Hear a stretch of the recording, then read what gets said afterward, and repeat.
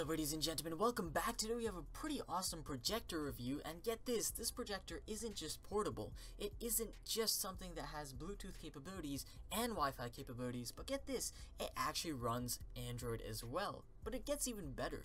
This projector can actually fit inside of your pocket if your pockets are just the right size. But with that said, my point is it's really small. Now it can project an image 854 x 480 pixels wide. It has 8 GB of storage and of course another gigabyte of RAM to make sure that everything flows really smoothly. The version of Android it is running is kind of a little cluttered because it's some Chinese version.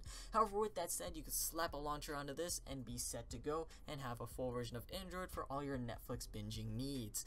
Another cool thing about this is that the battery life actually lasts a decent amount of time, and the LED lamp built into it can last up to 30,000 hours, which means technically speaking you might never have to replace it. To get a rough understanding of how long the battery will last, this thing actually has a built-in 3500 milliamp lithium ion battery.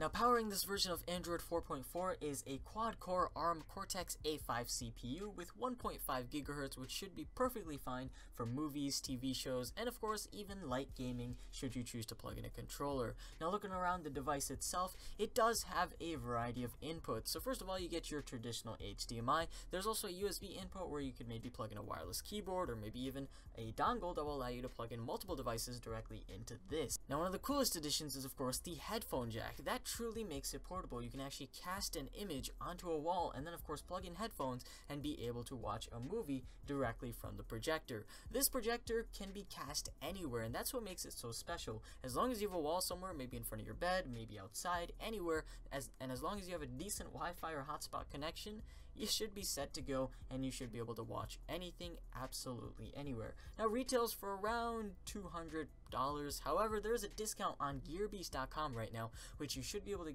get this for 60% off at maybe around $160, which I'd say is a pretty solid deal for a projector that not only casts a pretty quality image, but also has a battery built into it and a version of Android. Finally, I'm going to go ahead and talk about the image itself. So of course the brightness is 150 lumens, which is a little low. I will say this, if you have maybe curtains, you might want to put down the blinds. Then of course if you have a light in the room, it will make the image not appear as nice. However, the image never completely vanishes.